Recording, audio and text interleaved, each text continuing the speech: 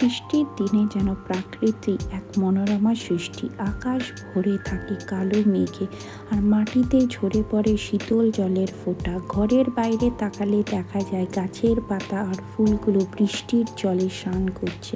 মাটির উপর ছোট ছোট জলকণা টুপটাপ করে পড়ছে। রাস্তায় মানুষ ছাতা নিয়ে হাঁটছে, কেউ বা ছুটে চলছে বৃষ্টির ফোঁটার থেকে বাঁচতে। বৃষ্টির শব্দ কেমন যেন মনের ভিতর এক অদ্ভুত শান্তি এনে দেয়।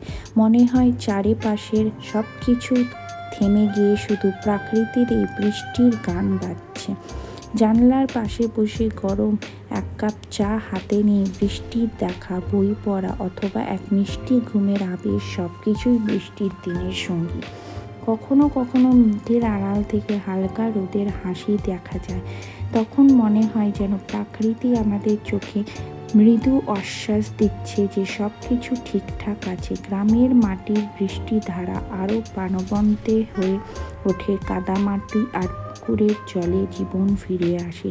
বৃষ্টির দিনের এই বিশেষ মুহূর্তগুলি প্রকৃতির প্রতি আমাদের এক অদ্ভুত ভালোবাসা সৃষ্টি করে।